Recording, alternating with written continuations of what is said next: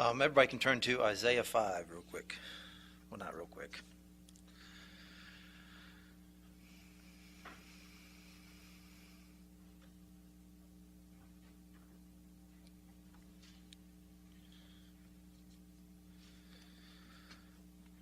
Wanted to take, some time and look at this analogy here because I'm always impressed with the consistency of the imagery in the Bible.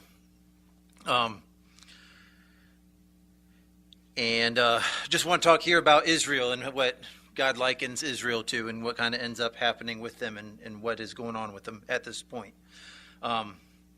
Isaiah 5:1, I'll just go ahead and jump right in. Let me sing for my well-beloved a song of my beloved about his vineyard. My beloved had a vineyard on a very fruitful hill. He dug it up, gathered out its stones, planted it with the choicest vine, built a tower in the midst, and also cut out a winepress therein. He looked for it to yield grapes, but it yielded wild grapes. I'd like to stop right there, and you see that,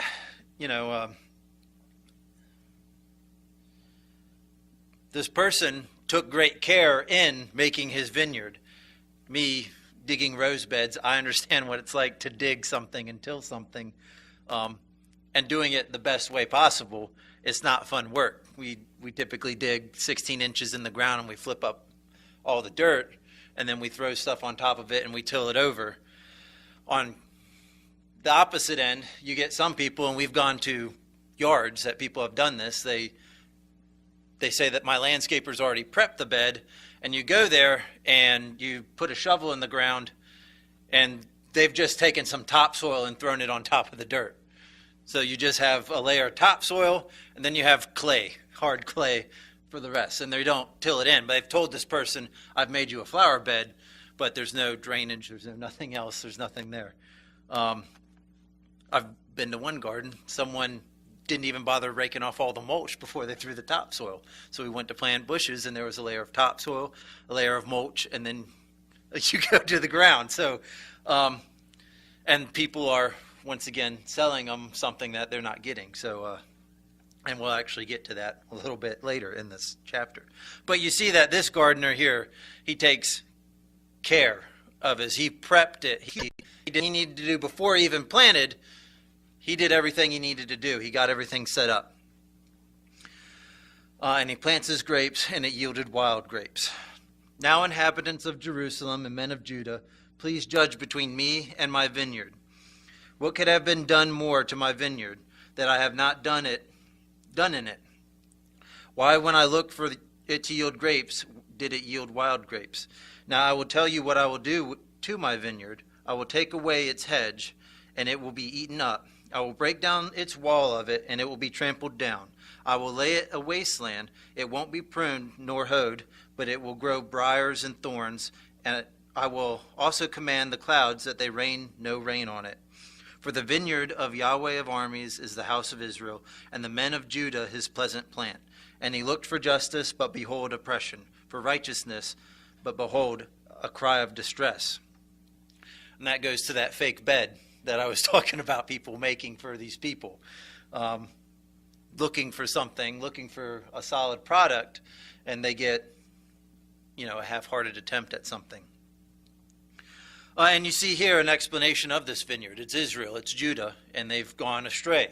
And he's going to break down the wall, take away the hedge, and let the thorns and briars grow up around it. And we can go through this, and we can see, keep going, and see some of the things that they are doing here, Israel is doing. Woe to those who join house to house, who lay field to field until there is no room, and you are made to dwell alone in the midst of the land. And this is talking about someone that just keeps getting and getting and getting and getting.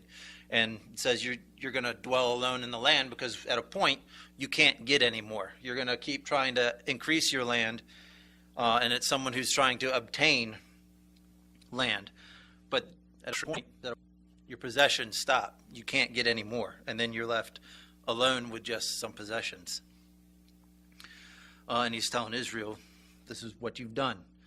9, in my ears, Yahweh of armies says, surely many houses will be desolate. even great and beautiful, unoccupied.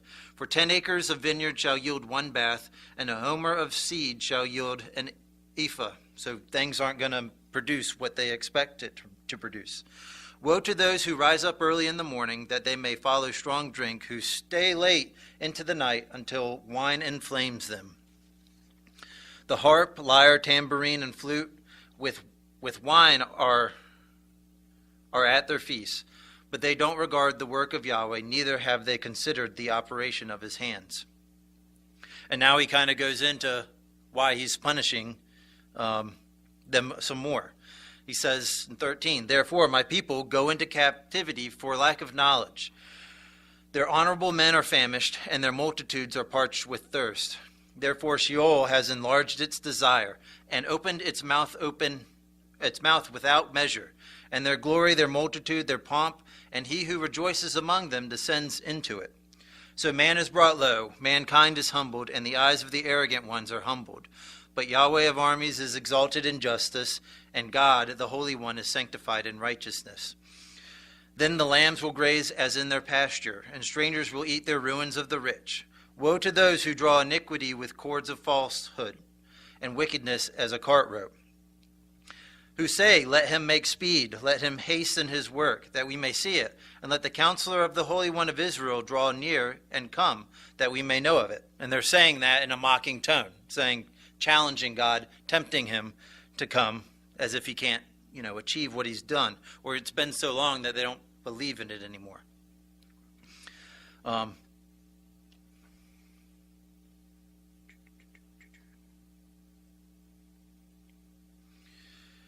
He continues talking about how bad they are here. Woe to those who call evil good and good evil, who put darkness for light and light for darkness, who put bitter for sweet and sweet for bitter. Woe to those who are wise in their own eyes and prudent in their own sight. Woe to those who are mighty to drink wine and champions at mixing strong drink, who acquit the guilty for a bribe, but deny justice for the innocent. Reading all that, you hear things that Jesus was accusing the Pharisees of too, as you read that.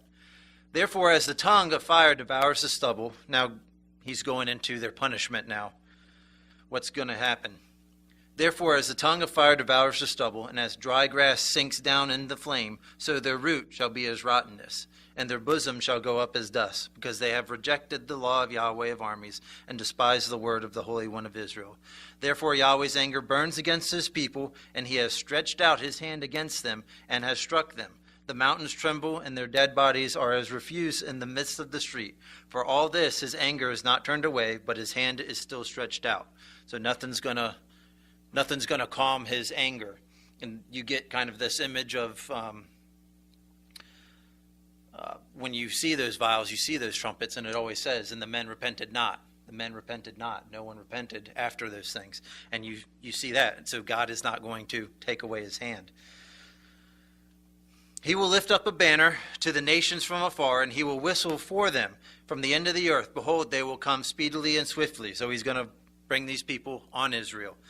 And he says he's going to call them over there. He's going to make sure they come. He's going to show them where it is, show them where to come, and whistle for them.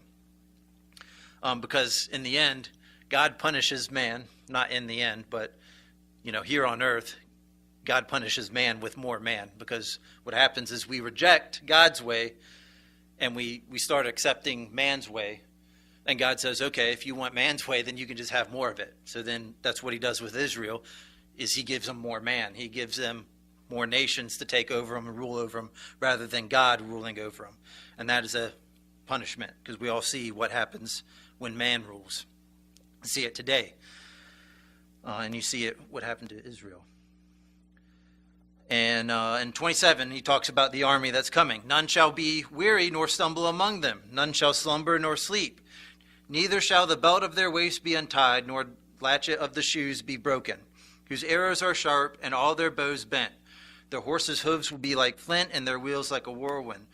Their roaring will be like a lioness. They will roar like young lions. Yes, they shall roar, and seize their prey, and carry it off, and there will be no one to deliver. They will roar against them in that day like the roaring of the sea, of one looks, and to the land, behold, darkness and distress. The light is darkened in its clouds. End chapter. But you see what happened to Israel there. They've corrupted themselves, and you see what's going to happen to Israel there too. Because this is talking about the day of the Lord, what's happening, and that what is to come. And you see the wickedness there. And I mentioned I'm always impressed with the consistency. We can all turn to Proverbs now.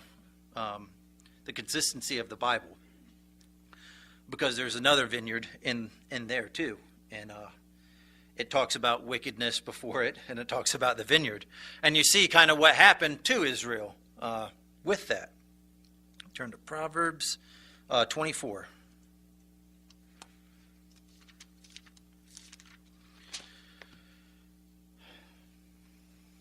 And I'll start in verse 19. Don't fret yourself because of evildoers, neither be envious of the wicked, for there will be no reward to the evil man, and the lamp of the wicked shall be snuffed out. My son, fear Yahweh and the king. Don't join those who are rebellious, for their calamity will rise suddenly, and the destruction from them both. Who knows? Once again, their calamity comes on quickly. We just read that in Isaiah.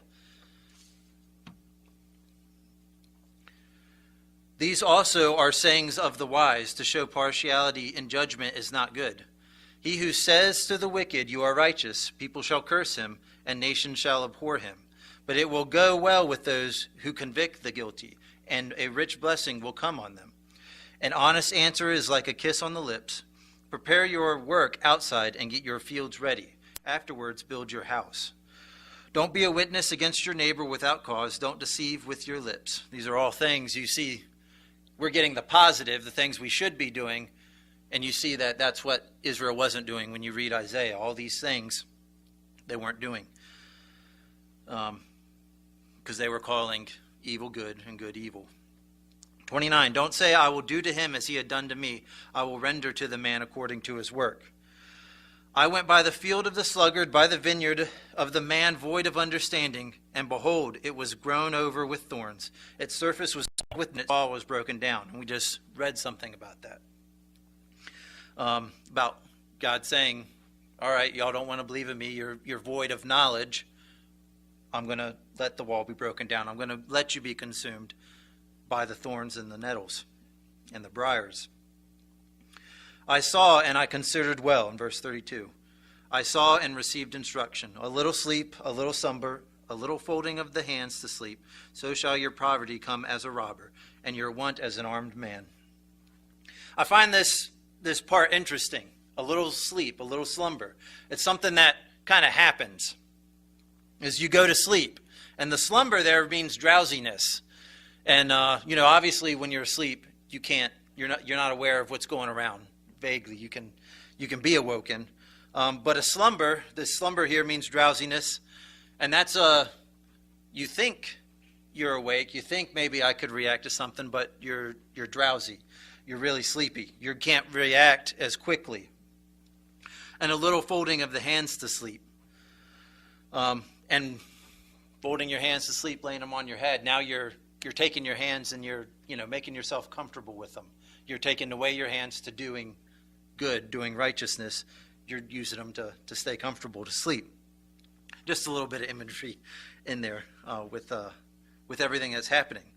But so shall your poverty come as a robber, and your want as an armed man. So is the sluggard, his poverty, all his destruction is going to come on like a robber, someone he doesn't see coming. And he has no wall, and everything he has is covered with thorns and nettles. And then the armed man, this is like if you look at it, it actually means like a shielded man, someone that's defensed, showing you that, not only is he prepared for war, prepared for battle, but he's going to be hard to overcome. You're not going to be able to overcome him or attack him in any sense. But that's what the want is, your desires, you're not going to be able to overcome them because they're going to overcome you. Like these nettles and thorns have overcome this garden, this vineyard. And we kind of went from talking to Israel there to now talking about individuals. And we see the symmetry with that. With, Proverbs, you kind of think of more of an individual thing. He's talking for everyday wisdom and everything. But it also applies to Israel. Israel slept. Israel fell asleep. They folded their hands. They stopped seeking God. They stopped doing that. And we can apply this verse to ourselves, and we see the repercussions of falling asleep, the repercussions of taking our hands instead of dealing with those thorns and rebuilding walls. We take our hands and we get comfortable with them. We fold them up, lay our head on them, and go to sleep. And we think we know what's going on because we're a little drowsy, we're half awake, but you don't, because the robber comes and the armed man comes.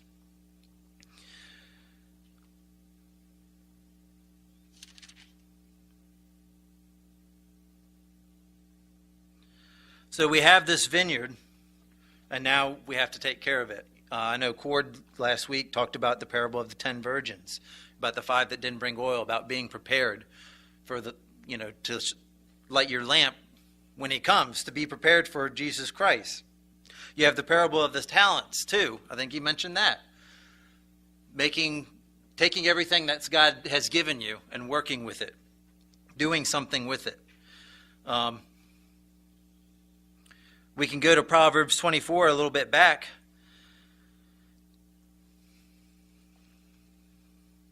And even here, it's telling us to do something with wisdom. Verse 7, wisdom is too high for a fool. He openeth not his mouth in the gate. He that deviseth to do evil shall be called a mischievous person. The thought of foolishness is sin, and the scorner is an abomination to man. If thou faint in the day of adversity, thy strength is small. If thou forbear to deliver them that are drawn unto death, and those that are ready to be slain. The web version, don't have that on here, but it reads it a little clearly, saying you're supposed to keep those people from death. You're supposed to attempt those people that are going to destruction to bring them back, to help them out. But if thou sayest, behold, we knew it not, doth not he that pondereth the heart considereth, and he that keepeth thy soul, doth not he know it, and shall not he render to every man according to his works? Saying God knows what's going on in your head. He knows what's going on in your heart. The excuse might work here. I didn't know, but he knows what's in your heart. He's going to be able to judge you based on that, not on your words. My son, eat thou honey, because it is good, and the honeycomb, which is sweet to thy taste. So shall the knowledge of wisdom be unto thy soul when thou hast found it. And then there shall be a reward, and thy expectation shall not be cut off. Lay not wait, O wicked man, against the dwelling of the righteous. Spoil not his resting place. For a just man falleth 7 times and riseth up again, but the wicked shall fall into mischief. So we see there, we're supposed to be doing something. And even when those things that we do, they maybe fail, like he says here, a just man falleth, we get up 7 times, it says. We keep moving. We keep plugging along. Those guys with the talents, do you think maybe that they had to sell something to get something? So maybe they didn't have all their talents because they were working on something else. They were buying and trading and increasing.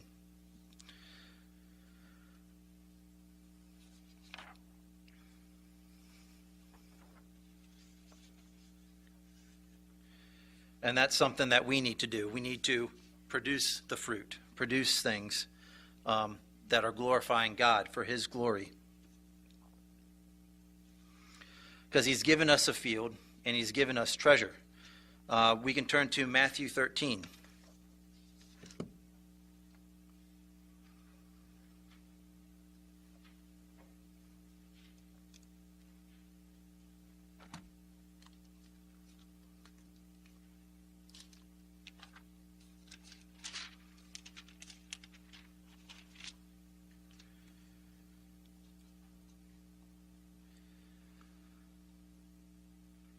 Matthew 13 and 44. Again, the kingdom of heaven is like a treasure hidden in the field, which a man found and hid.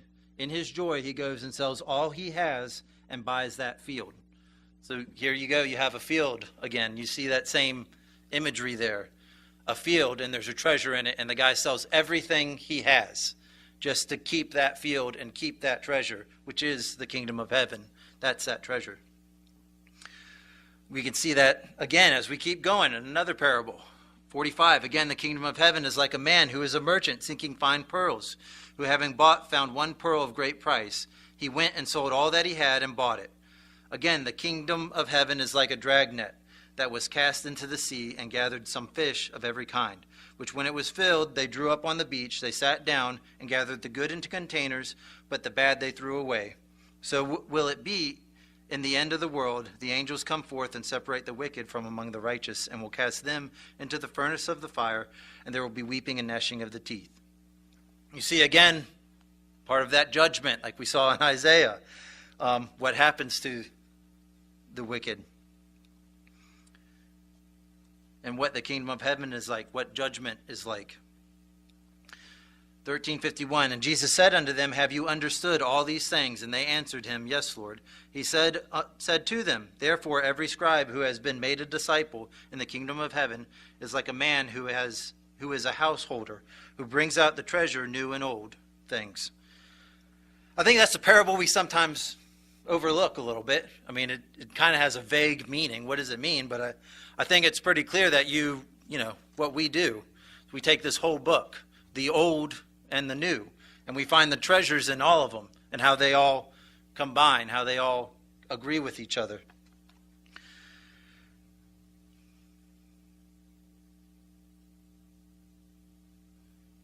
We're a householder that's keeping things in order, that's preparing his garden, that's preparing his house, and making sure that things stand when Christ comes, that we can be a good fish, thrown in the good pile.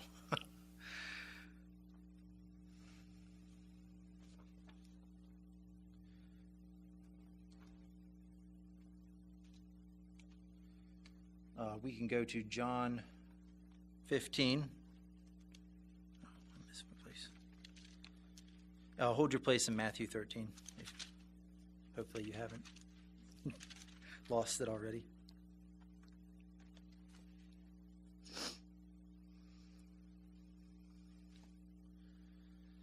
But going back to the vine analogy, I am the true vine, and my Father is the husbandman. Every branch in me that beareth not fruit, he taketh away, and every branch that beareth fruit, he purgeth it, that it may bring forth more fruit.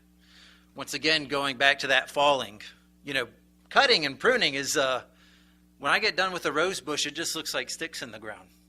That's it, with thorns. It doesn't look very appealing, but it brings more fruit. It brings more goodness, more glory, because that's what you're looking for, is to produce more fruit. If you just let it go, you get less fruit. You have to cut on it. Now you are clean through the word which I have spoken to you. Abide in me, and I in you, as the branch cannot bear fruit of itself, except it abide in the vine. No more can ye, except ye abide in me. And you see how we're able to tend to our house, how we're able to attend to the field. It's by staying in Christ right here. He says you have to abide in me. Don't get sleepy. Keep your eyes focused on me. I am the vine, ye are the branches. He that abideth in me, and I in him, the same bringeth forth much fruit. For without me ye can do nothing. If a man abide not in me, he is cast forth as a branch, and is withered. And men gather them, and cast them into the fire, and they are burned. And if ye abide in me, and my words abide in you, ye shall ask what ye will, and it shall be done unto you. And you see once again that consistency in verse 6. Good and bad, wickedness and righteousness. If you don't stay in Jesus, you're cast off. 9. As the Father hath loved me, so have I loved you. Continue ye in my love. If ye keep my commandments, ye shall abide in my love, even I has kept my Father's commandments, and abide in his love. And we can skip down real quick to 16. He reminds us again. Ye have not chosen me, but I have chosen you, and ordained you that you should go and bring forth fruit, that your fruit should remain. And contrast that with Isaiah. In Isaiah, he said, 24, he told the evildoers, he said, so their root shall be as rottenness, and their blossoms shall go up as dust. Their blossoms fade. They don't last. And Christ says here, your fruit will remain. The things that you do, they will continue. That whatsoever ye ask of the Father in my name, he may give it to you.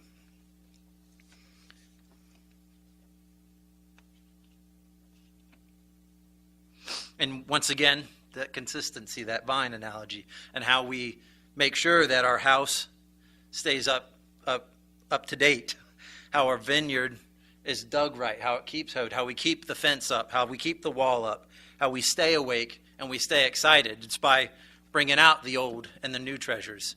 It's by finding things. It's by using that Holy Spirit and Christ to understand God more fully, to glorify God and work for him. Let's turn back to Matthew 13. This is going to be the end of the verses, so y'all can stop flipping back and forth.